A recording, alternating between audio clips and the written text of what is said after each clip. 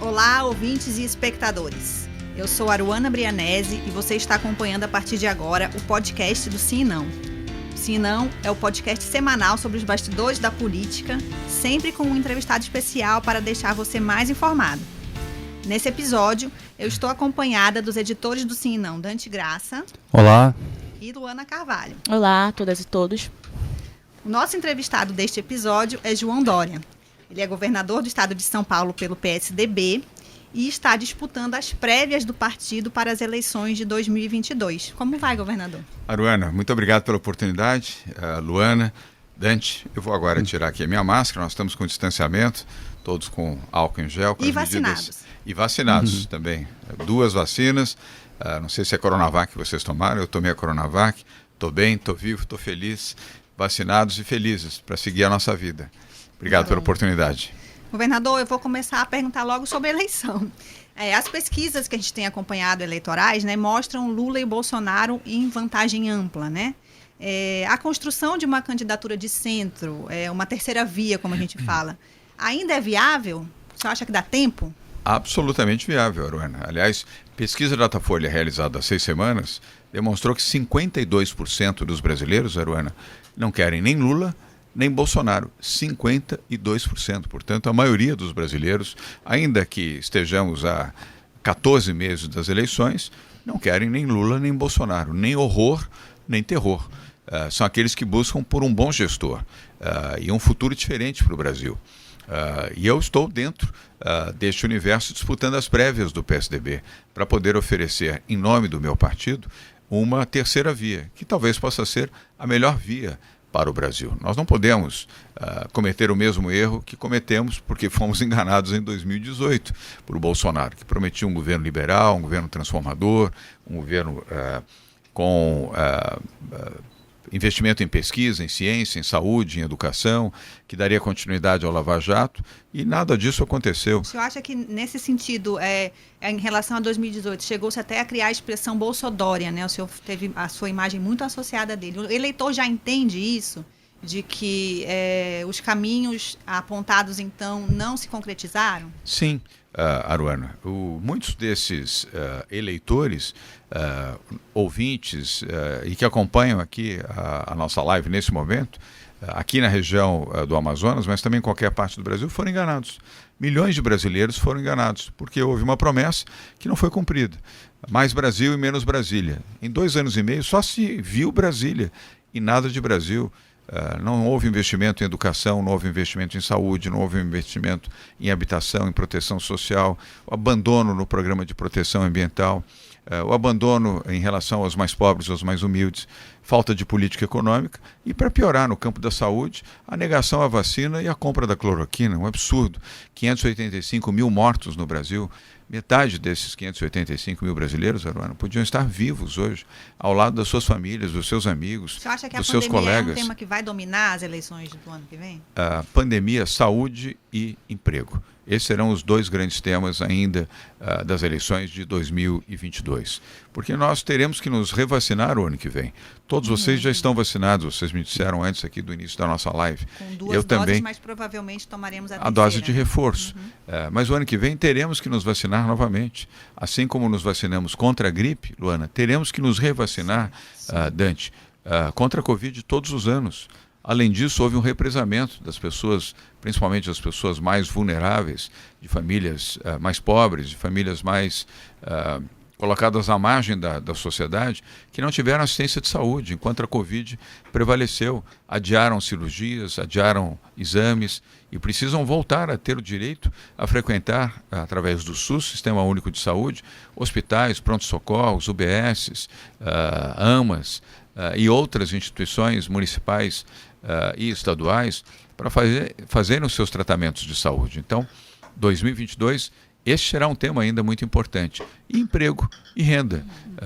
O Brasil, Aruana, nesses 2 anos e meio do atual governo, o Brasil hoje tem 30 milhões de pessoas entre desempregados e desalentados. O que são os desalentados? São 20 milhões de desempregados e 10 milhões de desalentados. Então, são aqueles que têm, né? que são os que têm renda eventual, R$500, R$600, R$700 no mês, para alimentar uma família de 5, 6 pessoas. Isso é não ter renda, isso é ter pobreza. Portanto, são 30 milhões de brasileiros que precisam de apoio para terem a oportunidade do seu emprego. E enquanto isso não acontecer, é obrigação do Estado, é obrigação do governo olhar e apoiar, fornecer o alimento, fornecer o gás, fornecer o amparo, aqueles que precisam pelo menos um teto para poder viver. A população em situação de rua cresceu no Brasil inteiro. Qualquer capital que você vá, qualquer cidade com mais de 250 mil habitantes, tem população em situação de rua como nunca se viu. O Brasil, que já era um país pobre, ficou um país ainda mais pobre. As diferenças sociais aumentaram ainda mais.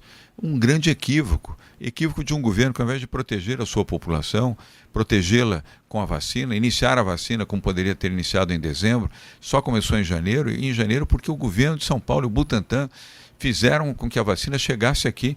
Tivemos que apelar para o Supremo Tribunal Federal. Caso contrário, só em abril o governo federal teria iniciado a vacinação. Era o que dizia o então ministro da Saúde, Eduardo Pazuello. Estaríamos mais atrasados ainda. Ainda mais. Ainda fazia blague, dizendo pressa para quê? O Brasil já tinha quase 200 mil mortos e o ministro dizendo pressa para quê? Comprou milhões de cloroquina, que aliás já apodreceu nos depósitos do Ministério da Saúde, absolutamente inúteis. A quantidade de cloroquina que já havia nos estoques do Ministério era suficiente para atender a malária, a proteção à malária aqui, especialmente na região amazônica. Compraram milhões e milhões de doses de cloroquina e não compraram milhões e milhões de doses de vacina. Um crime, isso é um genocídio. Quantas pessoas poderiam estar salvas?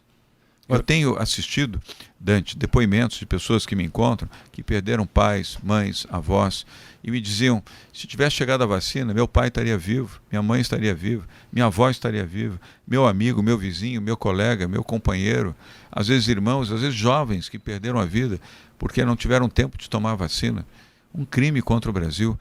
Então, a saúde será ainda um tema latente, importante nas eleições de 2022. E emprego, para permitir que essas pessoas desesperadas, que perderam o emprego, e as que já não tinham emprego, mas tinham eventualmente alguma renda, hoje não tem nenhum nem outro, nem emprego, nem renda. Tem pobreza e só não morre de fome porque tem sempre alguém que quer ajudar.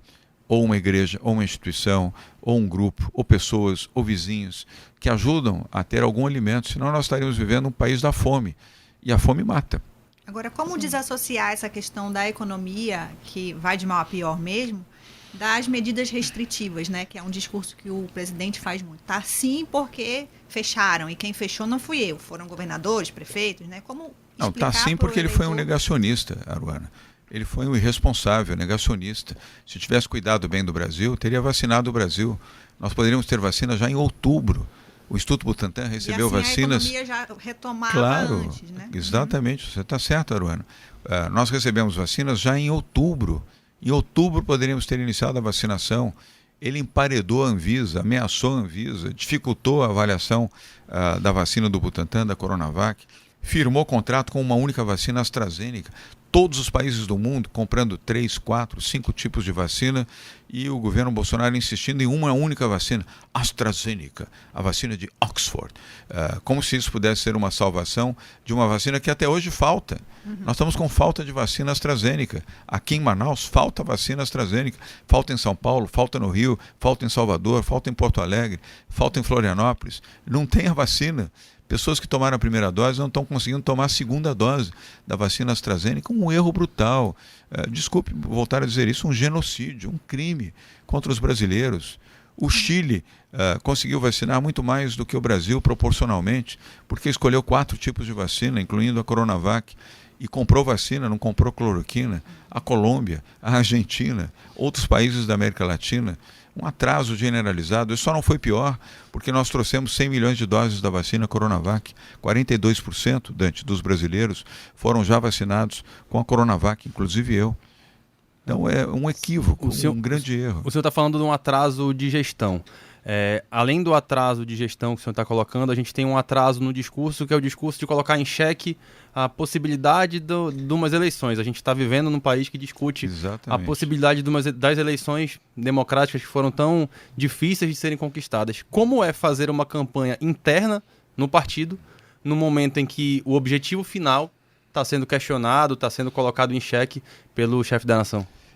Bem colocado por você, Dante. Nós não temos que ter dúvida em relação à eleição e nem em relação à democracia, às instituições, ao Estado Democrático de Direito, ao Supremo, ao Legislativo.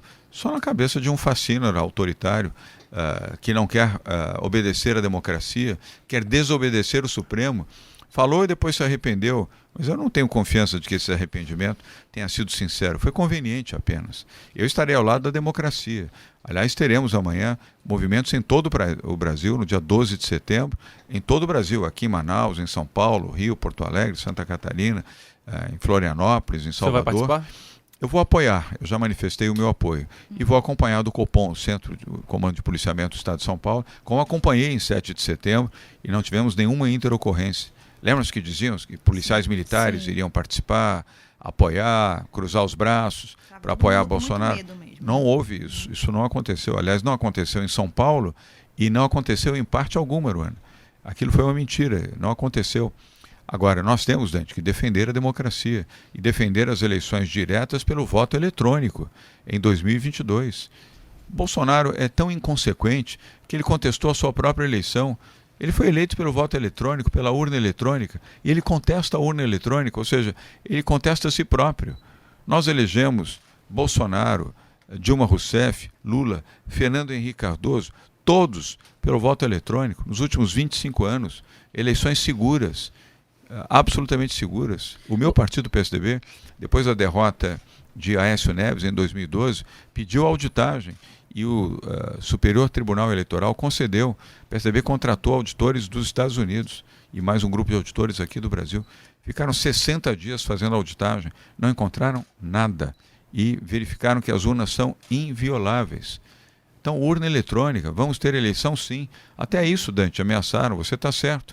Se não for com o voto impresso, não teremos eleições em 22. Vamos ter eleições em 22 sim. E a grande maioria dos brasileiros, Aruana, quer eleições, quer democracia, quer liberdade, quer jornalistas como vocês podendo falar a verdade. O contraditório faz parte da democracia. Só não há contraditório nas ditaduras, nos regimes autoritários, onde só há um pensamento, uma ideia, todos pensam igual. Isso é ditadura. Em regimes democráticos, você tem que respeitar o contraditório. Opiniões contrárias fazem parte do processo. Evidente que há limites do ponto de vista de que você não pode mentir, você não pode falsear, mas você não pode condenar alguém que, por ser contra, tenha que ser emparedado, ameaçado ou sofrer pelas redes sociais ameaças, como eu recebi, aliás, continuo a receber. Mas chegaram a ameaçar de incendiar minha casa em São Paulo, várias vezes. Ameaçaram de morte minha filha, meus 2 filhos e a minha esposa, porque me posicionei a favor da vacina. Não é que me posicionei contra Bolsonaro, não. Me posicionei a favor da vacina.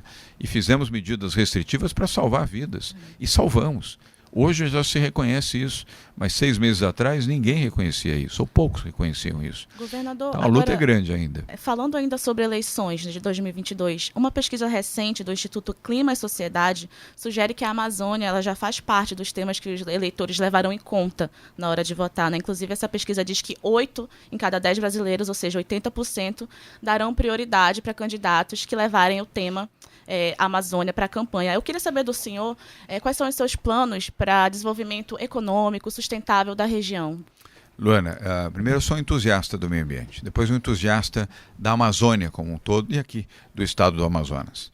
Quero lembrar que quando do setor privado eu organizei aqui 2 fóruns mundiais de meio ambiente. Eu trouxe Bill Clinton, ex-presidente dos Estados Unidos, para falar aqui neste fórum. Trouxe Al Gore, ex-vice-presidente dos Estados Unidos e hoje porta-voz do controle do clima no Fórum Econômico Mundial. Trouxe David Cameron, que havia feito aquele extraordinário filme, que foi um maior sucesso de bilheteria, que se apaixonou pela região amazônica, voltou aqui mais 2 vezes, inclusive criou os avatares amazônicos e trouxe várias outras personalidades da Europa, dos Estados Unidos e do Japão para virem aqui discutir o tema ambiental. E eram outros tempos, você se lembra. Havia respeito pela a questão climática. Hoje não há. Portanto, sim, é necessário, você tem toda a razão, Luana, em mencionar isso. Nós temos que combater o desmatamento ilegal. O PSDB, o meu partido, e eu como porta-voz disso, participando das prévias do PSDB, defendo o Pacto Amazônico. O que é o Pacto Amazônico? É combater o desmatamento ilegal. Não pode ter desmatamento nem legal e nem ilegal, muito menos ilegal. É dar aproveitamento sustentável aos recursos naturais e à biodiversidade. É a maior biodiversidade do mundo, está aqui nessa região amazônica. Como não tirar proveito disso, mantendo a floresta de pé?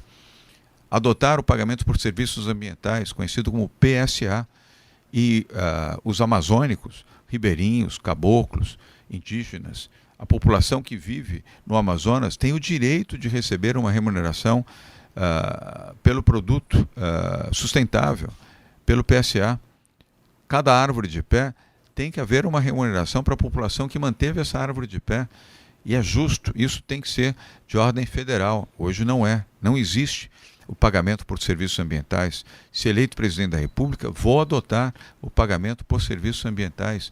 Isso vai estimular a preservação da floresta amazônica, de outras florestas também, tropicais, e as florestas também, a Mata Atlântica, na região sul e sudeste do país. Vamos valorizar as vocações econômicas e o desenvolvimento sem devastar. O desenvolvimento econômico, Aruana, não é inimigo do meio ambiente. O meio ambiente não é inimigo do desenvolvimento econômico. A bioeconomia é um fato real no mundo, e precisa ser adotado aqui. É perfeitamente possível, respeitando uns e outros, você avançar na economia, gerar empregos, gerar oportunidades e proteger o meio ambiente. Eu já disse e mencionei aqui, eu sou a favor da Zona Franca de Manaus. Não vejo em que isso possa mutilar, prejudicar as indústrias. Você é muito cobrado em relação a isso? Quando vem? Quando vem, sou, e informo com clareza. Eu já, quando prefeito de São Paulo, ao vir aqui, eu já dizia, sou favorável à Zona Franca de Manaus. E se ajustes forem necessários, e são, façam-se os ajustes. Mas não é a forma de corrigir, não é eliminar a Zona Franca de Manaus, é preservá-la e colocá-la dentro de um novo projeto. Isso faz parte do Pacto Amazônico, incentivando que estas empresas que já estão aqui e as que vierem para a Zona Franca formem um grande fundo de investimento em ciência e em pesquisa para a floresta e que com isso contribuam efetivamente para o PSA, o pagamento sobre serviços ambientais. São todas grandes empresas que estão aqui. Por que isso não existe? Porque ninguém propôs, ninguém estimulou, ninguém criou essa oportunidade para que empresas nacionais e multinacionais, sul-coreanas, japonesas, brasileiras, americanas, inglesas, pudessem fazer isso. Nós vamos fazer. Dá para conciliar esses interesses da Zona Franca de Manaus com os interesses da indústria paulista? Porque isso claro é algo que a gente tem visto muito, né? Mas é claro que dá. A gente claro que dá. Eu, de novo, Dante, é apenas uma questão de você conciliar alguns pontos que possam gerar dúvidas. Eu sou governador do estado mais industrializado do país e defendo a Zona Franca. Agora, é possível fazer algumas correções, alguns ajustes?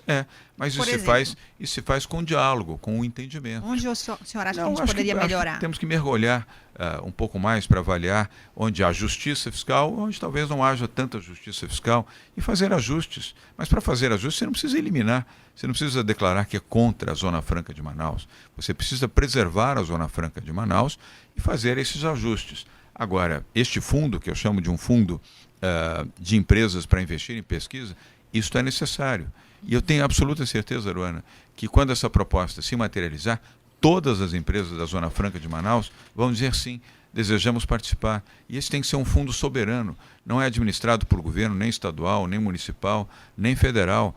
É um fundo institucional, privado, com acompanhamento de organizações não governamentais. O governo pode ter o acompanhamento por parte de uma agência ambiental, mas ele tem que ser independente e destinar recursos para manter a floresta de pé e destinar recursos para o ribeirinho, para o caboclo, para o indígena ou para todos aqueles que dependem da floresta de pé e que preferem, evidentemente, reconhecer que a floresta de pé ela vale mais do que a floresta deitada, do que uma árvore morta e cortada. Também os investimentos em educação ambiental.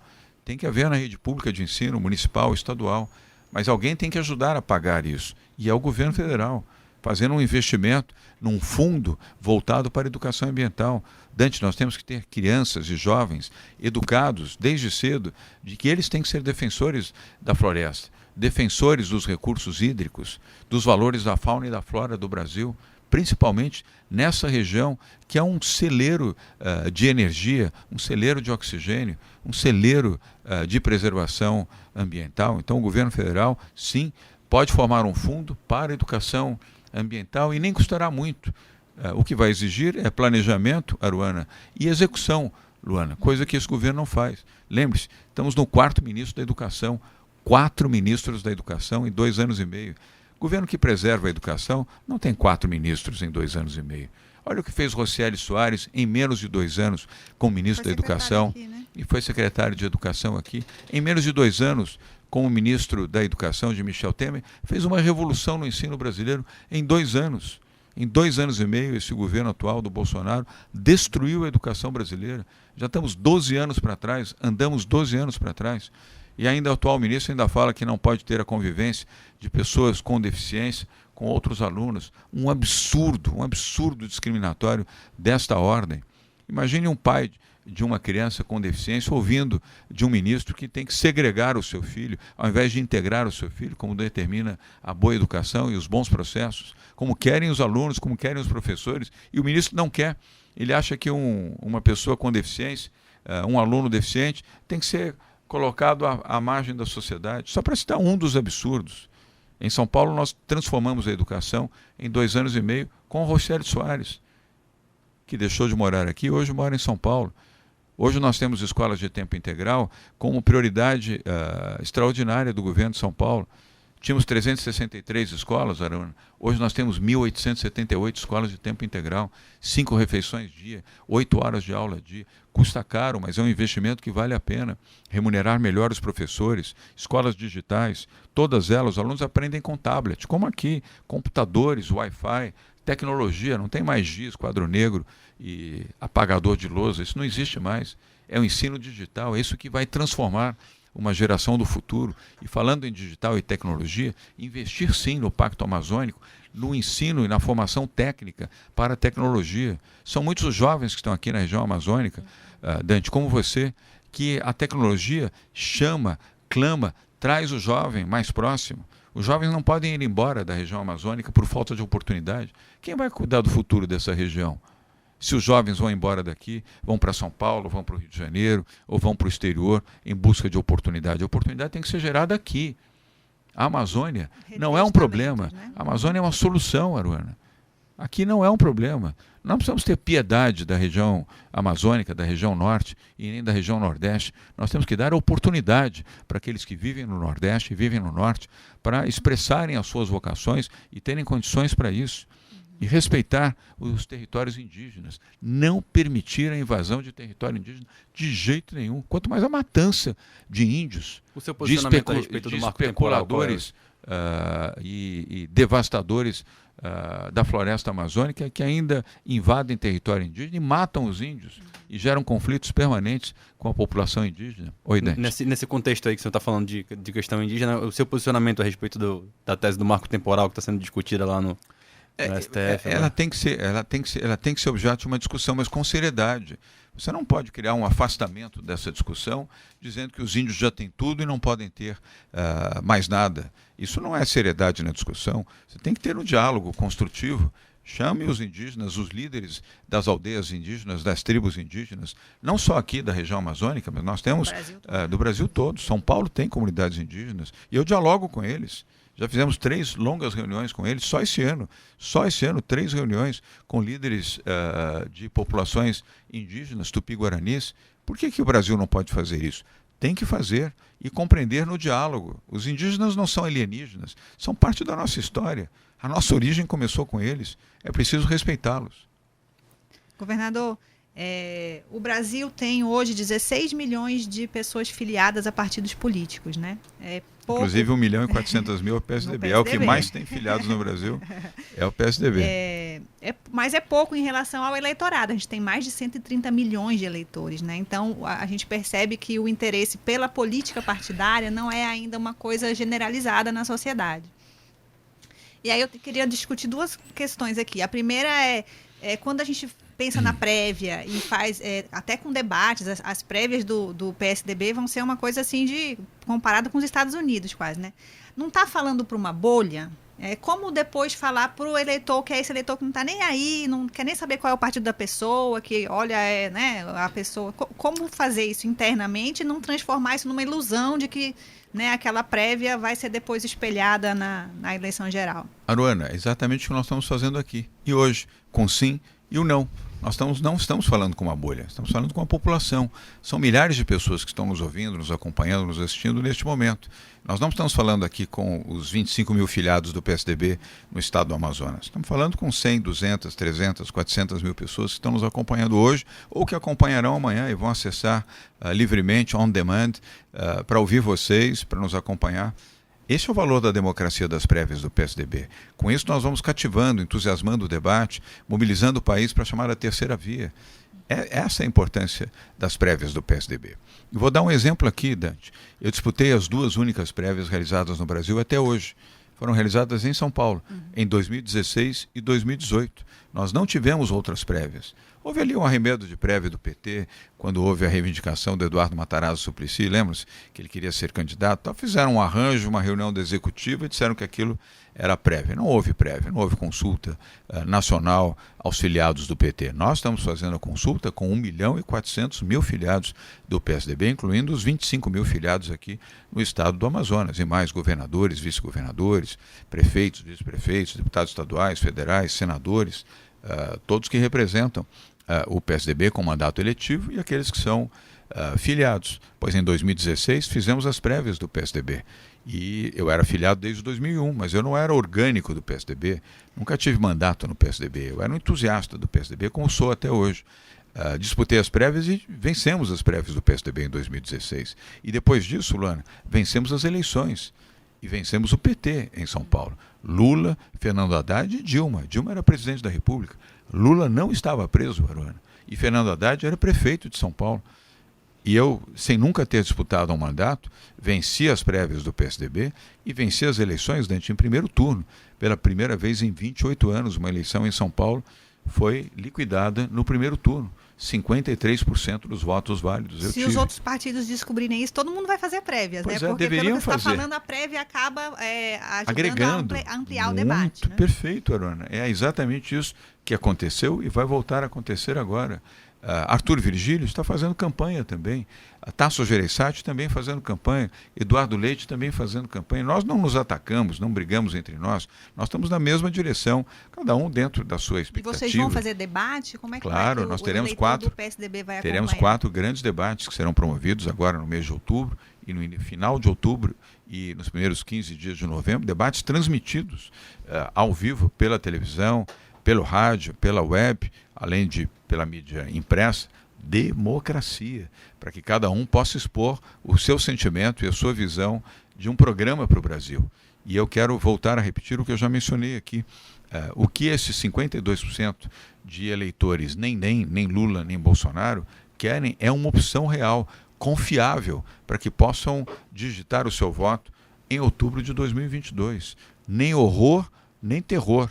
O que esses 52% querem é um bom gestor, um gestor confiável, que eles tenham certeza que não vai conflagrar o Brasil novamente. Olha, eu sou da extrema esquerda, eu sou da extrema direita, eu odeio você, eu emparedo você, as minhas redes sociais vão ser feitas para emparedar, intimidar jornalistas, veículos de comunicação ou oposicionistas. Não, nós vamos construir o Brasil com paz, com geração de emprego, de oportunidade, com uma política clara de proteção ambiental, colocando a educação como prioridade absoluta no país, atraindo investimentos internacionais que se traduzam em geração de emprego, de oportunidade, abrindo o Brasil novamente. O Brasil brigou com todo mundo.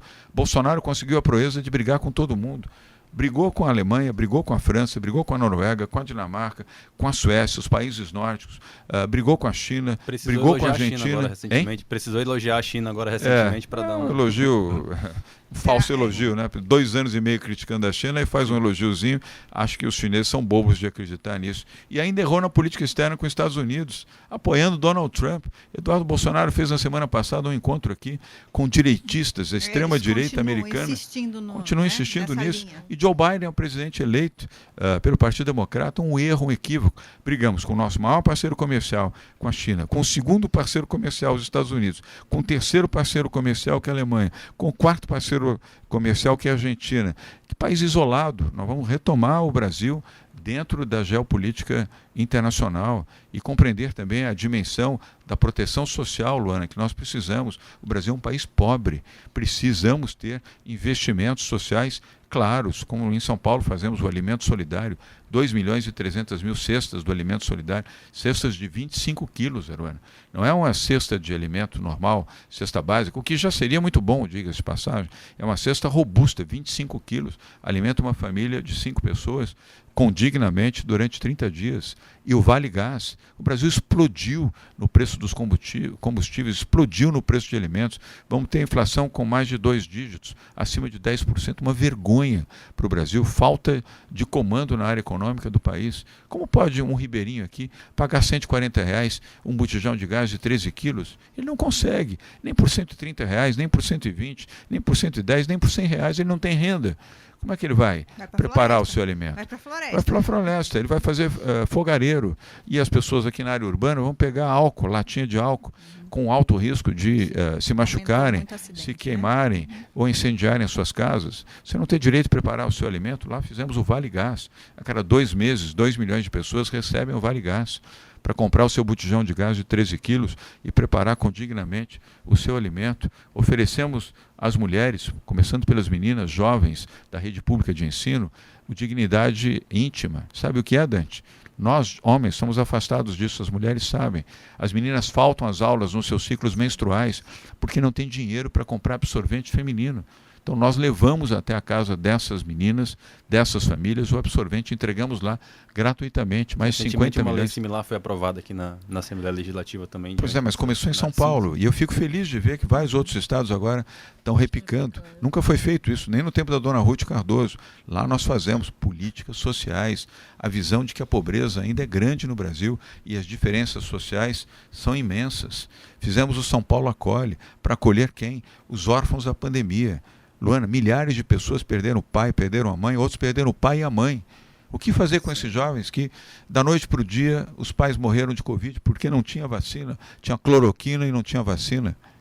Então essas pessoas recebem R$300 por mês para o acolhimento feito pelo parente mais próximo, ou muitas vezes quando não há um parente, um vizinho, que com solidariedade abriga 1 ou 2 crianças que são órfãos da pandemia. Visão social, prática social real, não é discurso, não é gerúndio, estamos vendo, estamos analisando, estamos pensando, estamos planejando, nós estamos sim executando, fazendo políticas sociais e fazendo crescimento econômico, Dante. Quando você põe crescimento econômico, põe emprego, põe renda. São Paulo vai crescer esse ano 7,8% no seu PIB. Alguém pode perguntar, mas o que é o PIB? É emprego. Aruana, neste primeiro semestre em São Paulo foram gerados, os dados são do CAGED, não é do governo de São Paulo, o CAGED é federal, 497 mil novos empregos gerados em São Paulo. Até o final desse ano, 1.200.000 novos empregos serão gerados. 1.200.000, você multiplica por 5. São 6 milhões de pessoas com renda e que estavam sem renda antes. E pessoas consumindo, consomem também produtos aqui do Amazonas, consomem o açaí, consomem produtos, o cacau, o chocolate, os produtos que vêm do agro, consomem os perfumes, aquilo que, as essências que são extraídas aqui de maneira correta da floresta, vão para os produtos de beleza, os produtos de higiene, consomem outros produtos que são gerados e fabricados aqui na Zona Franca de Manaus. São Paulo hoje representa 36% da economia brasileira. Era 30%, hoje é 36%. Isso não é fruto do acaso, Dante. Planejamento. Eu escolhi colaboradores capazes.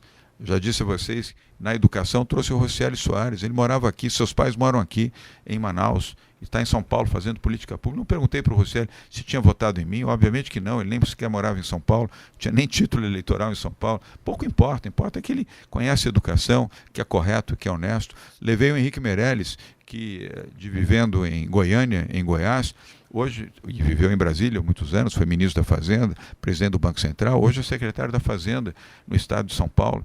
Coloquei o Sérgio Saleitão para cuidar e gerenciar a Secretaria de Cultura e Economia Criativa de São Paulo. Que também foi ministro.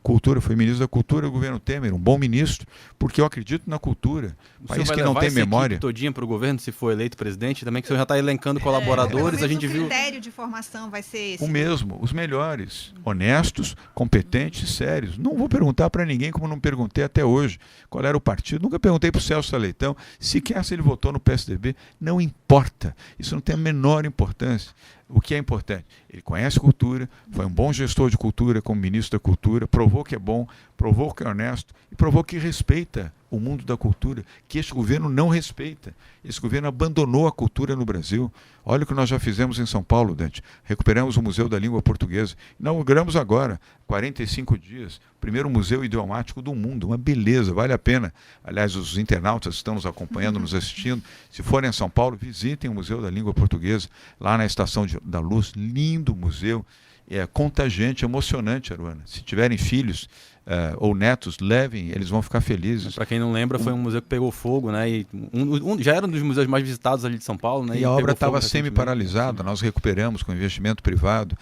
Eu não fiquei criticando o passado, nem analisando por que pegou fogo, deixou de pegar fogo. Vamos recuperar o museu, colocar o museu em funcionamento. Estamos fazendo com o Museu do Ipiranga. O ano que vem teremos 200 anos da independência, Aruana.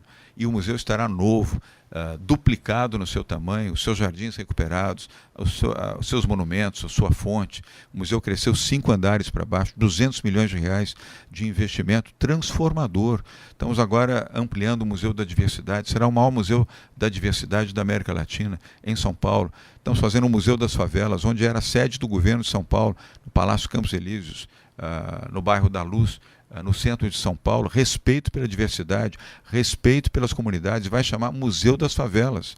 E sabe quem vai administrar, Luana? A CUFA, Central Única das Favelas. Eles é que vão administrar o museu, nós vamos financiar e eles administram o museu. Transformações feitas, respeito ambiental, eu acho que eu já comentei aqui, não tivemos desmatamento em São Paulo, nem legal, nem ilegal. 3% aumentou a cobertura vegetal em São Paulo. Estamos fazendo o maior projeto ambiental do Brasil. A recuperação do Rio Pinheiros, estamos despoluindo o Rio Pinheiros, limpando o Rio Pinheiros. Algo, você viu? E são reais as tartaruguinhas, não são brincadeira, não são... E peixes e pássaros, vocês têm visto quem faz isso são as pessoas que vão lá. Agora, nós não ficamos fazendo essas postagens. A gente está com o tempo estourado já e a gente vai fazer agora o finalzinho do nosso podcast. A gente tem sempre a coluna Sobe e Desce. Vamos para o Sobe e Desce. Vamos lá. Como é que funciona? É uma coluna dentro do Sim e Não, que chama Sobe e Desce. O sobe é algo positivo, uma personalidade, um coletivo, uma situação, qualquer coisa. E o desce, o oposto, né? Algo negativo. Então, a gente pede sempre para o convidado que escolha, seja o editor por um dia, né? O senhor é jornalista, não vai ser difícil. Alguém ou alguma coisa para subir e um para descer. Quem que sobe, na sua opinião? Sobe Fernando Henrique Cardoso, foi o melhor presidente do Brasil no período contemporâneo, ao lado de Juscelino Kubitschek. Desce Luiz Inácio Lula da Silva e Jair Bolsonaro. Por quê? Porque Lula quis que os fins justificassem os meios. Os fins não justificam os meios. Ninguém pode roubar dinheiro público, mesmo defendendo o apoio aos mais pobres, aos mais humildes. Faça isso sem roubar. E Jair Bolsonaro, um negacionista, está destruindo o Brasil, pior presidente da República da história do país. Então descem os dois, o que roubou e o que destruiu. Tá certo. Chegamos então ao fim desse episódio. Quero agradecer, João Dória, a sua presença como nosso entrevistado. Muito obrigada. Aruana, muito obrigado. Adorei esse formato, viu? Muito bom, bacana. O sim e o não. Obrigado, Luana. Obrigado, Dante. Obrigado também à nossa equipe técnica. Qual é o nome do nosso técnico operador aqui? Matheus. Obrigado, Matheus, também. Obrigado a todos vocês. Sigam felizes, sigam fazendo comunicação, orientando as pessoas que nos acompanham aqui, ouvindo o contraditório. É importante sempre ouvir todos os lados, como vocês fazem. Muito obrigado pela oportunidade, fiquem bem, protegidos com Deus e com máscara também. É isso aí, gente. Lembrando sempre que toda semana tem episódio do Sim e Não nas plataformas digitais como Spotify e YouTube. Acessem o site Sim e Não para saber informações sobre política e também nos acompanhem no Instagram, @Sim e Não Digital. Tchau, tchau e até a próxima. Tchau, tchau. Tchau, tchau. Até a próxima.